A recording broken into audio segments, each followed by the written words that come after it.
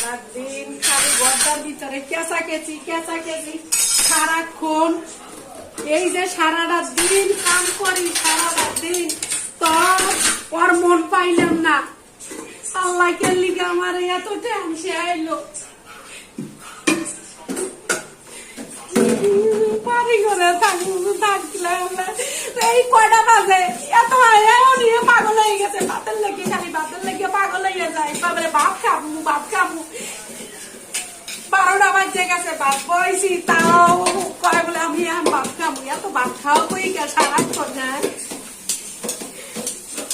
সকালের ভাত খাই, রাত্রের ভাত খাই, দুপুরের সারাক্ষণ আমাদের